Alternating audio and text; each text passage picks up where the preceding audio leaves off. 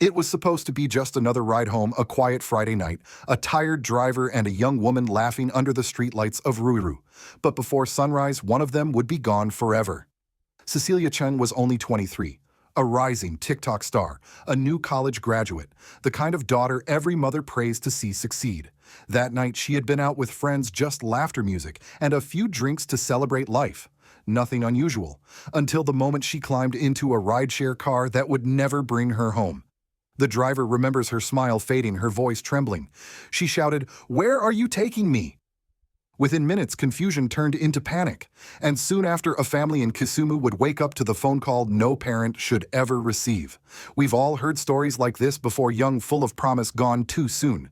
But what really happened on that road between Ruiru and Juja? Was it fear, intoxication, or something darker that stole Cecilia's life? And here's the hardest question of all. When did we start treating recklessness as a normal part of growing up? When did we stop protecting the people we love simply because it was inconvenient? Her story is not just about Kenya. It's about every parent who worries when their child walks out the door. It's about every generation that forgets how fragile life can be. And it's a reminder that sometimes tragedy begins not with malice, but with neglect. So tonight, as we remember Cecilia, take a moment to ask yourself, would you step in? If your friend was too drunk to go home, would you make that call? Because maybe that's how we stop the next headline. Please share if you believe that awareness saves lives. Subscribe if you think stories like Cecilia's deserve to be heard before it's too late. It began like so many Friday nights do, with laughter, flashing lights, and the illusion that the night would last forever. In the small town of Ruiru, just outside Nairobi, the air was alive with music. At a modest house tucked between apartments, Cecilia Cheng, her friend Sally, and Sally's boyfriend Ronald were winding down after hours of fun. The clock had already struck midnight when Sally's phone buzzed. Their driver had arrived. Outside, Patrick Mudami, an online taxi driver, sat waiting in his small sedan. He'd done this hundreds of times before: midnight pickups, short rides home, quick payments through M-Pesa. Nothing about that call felt unusual. Ronald stepped outside first, speaking softly through the driver's window. "Wait for the girls," he said. "Only one is going, the other will stay." Patrick nodded, watching as two young women stumbled toward the car. They were both visibly drunk, giggling, swaying, holding onto each other like the night itself was spinning. "I told them," Patrick later recalled, "your friend is too drunk. Pay first, then I'll take her home. I don't want any trouble tonight." They agreed. Cecilia tried to send money through her phone but kept entering the wrong PIN. After several failed attempts, she gave up. Ronald paid for her ride instead, waving as she got into the back seat. The engine started, the streetlights blurred, and the city hummed quietly around them. It was supposed to be a 15-minute drive to Juja, where Cecilia lived. But barely a kilometer from the estate, something changed. Patrick remembers her tone shifting. She began muttering, then shouting, "Where are you taking me? Stop the car." Her hands reached forward, gripping his shirt from behind. The car jerked. In that moment, instinct took over. "I thought we would crash," he said. I held her hand with one arm and tried to steer with the other. When he finally managed to pull over near the Ruiru flyover, both of them were shaking. He called Ronald immediately. "Your friend is panicking. Come get her," he said. Ronald and Sally promised to meet him near the footbridge and talk to her. Cecilia refused to take the phone. She pushed it away, hitting the car door. On the other end of the line, Ronald sounded impatient. "She's not a child," he said. "Leave her. She knows what she's doing." Then he hung up. Patrick sat in silence for a while. The young woman in the back seat was breathing heavily, tears mixing with alcohol on her face. He tried one last time. "Please, just let me take you home." But she wouldn't listen. Finally, he stepped out, opened her door, and gestured toward the sidewalk. "You're safe now," he said. She stumbled out, muttering under her breath, and began walking into the dark. That was the last time anyone saw her alive. An hour later, a motorist driving down the Thika superhighway saw something on the shoulder, a body motionless under the dim orange lights. He stopped, called the police, and waited. The driver reported himself to Juja police station before being redirected to Ruiru, where the accident had actually occurred. At dawn, the police arrived at the scene. A single shoe lay a few meters away. A phone with a cracked screen. And beside it, the remains of a young woman who had once lit up thousands of screens with her smile. Her name was Cecilia Cheng. And just like that, a life that had been full of laughter ended in silence, not with violence, but with fear, confusion, and a moment of helplessness that no one could undo. By Monday morning, the story had already spread across Kenya, a young TikTok creator dead on the highway. But for her family in Kisumu, the headline was not a story. It was a wound. Cecilia's older brother remembers the call vividly. The voice on the other end was calm, almost bureaucratic. "There has been an accident in Ruiru. Please come identify the body." He froze. Their father had died in a similar crash years before. Now the last-born of the family was gone too. "I couldn't breathe," he later said. "It felt like death had found our address again." He traveled overnight to Ruiru police station clutching a photo of his sister.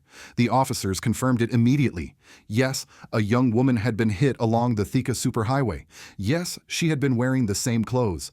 They took him to the site. The asphalt was still scarred, the roadside littered with shattered glass and the faint scent of burnt rubber. A young motorcycle rider about the same age as Cecilia recognized her picture. He pulled the brother aside and whispered, "Bro, I saw her. They put her body into a Land Cruiser. It was her." The words broke him. Standing on that cold highway, he finally understood the cruelty of chance that a single wrong step could erase a lifetime of dreams. Back home, Cecilia's mother waited in silence. When the news arrived, she didn't scream. She simply folded her hands, looked at the floor, and whispered, "That was my last born." In the interview that followed, her voice trembled but never broke. She was kind, she said softly. She was happy. She loved everyone. She used to tell me, "Mama, I'll build you a house one day." The camera lingered on her face, eyes swollen from tears, yet full of love. The room was simple walls painted in faded blue, a portrait of her late husband hanging beside Cecilia's graduation photo. As her mother spoke, social media began to flood with videos, tributes from friends, classmates, and strangers.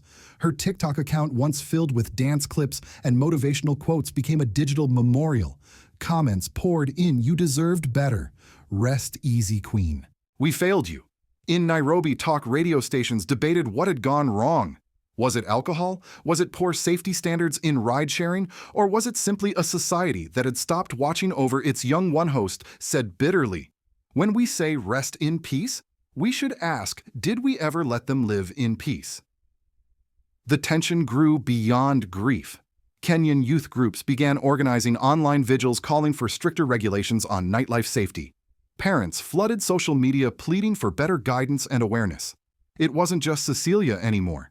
It was about every son and daughter walking home in the dark, trusting that the world was safe. Even the driver, Patrick Mudami, couldn't escape the weight of guilt. Though cleared of wrongdoing, he appeared on TV looking hollow. His eyes were distant, his voice cracked. "This thing," he said quietly, "this drinking, this recklessness, it's killing our daughters. You think it's just fun until someone dies. Then you can't sleep again." For a brief moment, Kenya stopped scrolling. It listened. Because deep down, everyone saw a piece of someone they knew, a sister, a daughter, a friend in that lost young woman on the highway. And perhaps that's what made this story so powerful. It wasn't just about a tragedy, it was about a country confronting itself, staring into the mirror of its own carelessness. In the days that followed, grief began to turn into something larger: reflection, outrage, and a national reckoning. What happened to Cecilia Cheng was no longer seen as an isolated accident. It became a symbol of something deeper, a cultural sickness that Kenya could no longer ignore. On the streets of Nairobi, conversations shifted. At coffee shops, in buses, and on evening news panels, one question echoed: who failed her? Was it the friends who left her behind? The driver who gave up too soon? The government that never enforced road safety or alcohol regulations? Or was it all of us, the society that treats warnings like whispers in a storm? Civil groups began speaking up. Mothers for Safe Nights. A small advocacy movement started by women in Kiambu County launched campaigns in schools and churches, urging young people to party with purpose. University organizations held candlelight vigils for Cecilia, turning campuses into spaces of dialogue about gender safety and mental health. Even lawmakers couldn't stay silent. A member of parliament from Kisumu broke down during a session holding up Cecilia's picture. "This is not a headline," she said. "This is our child. We are losing them to alcohol, to neglect, and to the illusion that freedom means no responsibility." Her speech sparked emotional applause across the chamber, rare unity in a divided house. National TV shows began hosting debates on Kenya's drinking culture and the lack of enforcement around underage alcohol sales. Analysts revealed alarming data: nearly 1 in 3 Kenyan youths admitted to binge drinking before age 24. Yet few had access to proper counseling or mentorship programs. For a week, hashtags like Modern Justice for Cecilia and Modern Safe Rides Kenya trended across social media. People shared personal stories: daughters who came home late, sons who crashed their motorcycles, friends who vanished after parties. Each post felt like a confession, a collective cry for change. Meanwhile, Patrick Madami, the driver, became an unexpected voice in the movement. Shaken but determined, he gave one last interview. "We drivers see things," he said. "We see girls drunk, alone, vulnerable. Sometimes we save them. Sometimes we can't. But this should never happen again." His plea cut through the noise, not because he was a hero, but because he was human, the witness who carried the memory no one else wanted. In Kisumu, Cecilia's funeral drew crowds that stretched beyond her family. Young people wore white holding candles and placards that read, "Be the reason someone gets home." Her mother stood beside the coffin, surrounded by flowers and photographs, whispering prayers through her tears. "She wanted to build me a house," she said. "Now I'll build her a legacy." The tragedy also ignited discussions about digital fame and the hidden loneliness behind it. Influencers spoke openly about the pressure to appear perfect online while struggling in private. "Cecilia smiled for all of us," one creator said, but who was smiling for her? As the story settled into the nation's consciousness, one truth became clear: Kenya wasn't mourning just a TikTok star. It was mourning its own moral compass, lost somewhere between the glow of screens and the silence of the streets. And for the first time in a long while, the country seemed ready to listen.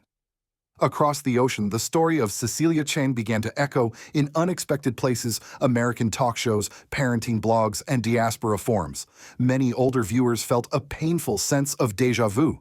They had lived through the same heartbreak decades ago: the endless news reports about college drinking, reckless driving, and young lives cut short on highways that were supposed to lead home.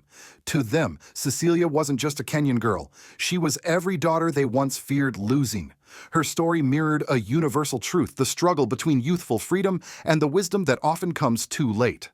American audiences saw in Cecilia's tragedy what sociologists call the loneliness of the connected generation: young people surrounded by followers but starving for real guidance. In her TikTok videos, she smiled brightly, quoting motivational lines about chasing dreams. Yet behind every like and comment was a world where danger often hides in plain sight: a car ride, a drink too many, a friend who looks away instead of stepping in. The discussion soon expanded beyond Kenya. International newspapers linked Cecilia's death to a wider global issue: the silent epidemic of alcohol-related deaths among young women. The World Health Organization had long warned about the rising trend across Africa and Asia, where access to cheap alcohol has outpaced education about its risks. Cecilia's name became another reminder of what happens when modern culture glorifies recklessness as confidence and confusion as freedom. In the United States, where alcohol education campaigns have saved countless lives, many advocates expressed concern that Africa is now walking the same painful path America did in the 1980s, when drunk driving was a nightly tragedy and no one dared to talk about it. "Kenya is at that crossroads," said a former U.S. road safety official. "They can either repeat our mistakes or learn from our scars." But what struck Americans most was the humanity in Cecilia's mother's words: "Not anger, not vengeance, just grief and grace." "She wanted to build me a house," the mother said. "Now I'll build her a legacy." That line was replayed across CNN Africa, BBC World, and small-town radio stations in Texas alike. It resonated because it transcended borders. A mother's love is the same in Kisumu as it is in Kentucky. Even African diaspora communities in the U.S. organized candlelight vigils connecting Cecilia's tragedy to broader conversations about responsibility, community, and the moral cost of neglect. Some drew parallels with leaders like President Ibrahim Traoré of Burkina Faso, whose youth programs emphasize discipline, respect, and national responsibility values that seem increasingly rare in modern urban life. The lesson, many said, was not just about road safety or alcohol. It was about reclaiming a sense of shared duty, about knowing that freedom without care is not freedom at all. Because in the end, Cecilia's story doesn't belong to one country. It belongs to every society that has ever lost its young to indifference, and every generation still brave enough to care. The last video Cecilia ever posted was just 12 seconds long. A soft melody played in the background as she smiled into the camera, eyes glowing with the innocence of someone who still believed she had time. The caption read, "Better days are coming." They never did. Her bedroom remains untouched, a half-folded graduation gown on the chair, a phone still charging beside the bed. To her mother, these are no longer objects. They are pieces of a life paused mid-sentence. Every night, she says, I still expect her to walk in and tell me about her day. And yet Cecilia's story refuses to fade into silence. Across Kenya, young people are speaking differently now, questioning, listening, thinking twice before that next drink, that next ride. Her name has become a symbol whispered in school assemblies, printed on awareness posters, and spoken in prayers by mothers who fear the same midnight call. But beyond the sorrow lies a warning that belongs to us all. We are living in a time when technology connects us faster than ever, yet we are more disconnected than we dare admit. We see someone stumbling, we record instead of helping. We share sympathy online, but fail to act offline. And every time we do another, Cecilia is lost somewhere between our screens and our silence. If her death teaches us anything, it's that prevention is not a policy, it's a choice. A friend's choice to intervene, a driver's choice to care, a nation's choice to protect its young before they vanish into statistics. Perhaps that is what President Ibrahim Traoré once meant when he spoke about building nations by saving lives, not just economies. Because the true strength of any country, whether Burkina Faso or Kenya, whether America or anywhere else, lies not in its skyscrapers or its soldiers, but in how it guards the dreams of its youth. So tonight, as you scroll through your feed or tuck your children into bed, remember Cecilia. Remember that awareness only matters if it leads to empathy, and empathy only matters if it leads to action. If you believe that one story can still change hearts before another mother loses her child, please share this video. If you believe that truth and compassion are more powerful than headlines, subscribe and keep this conversation alive. Because better days can come, but only if we make sure every Cecilia finds her way home.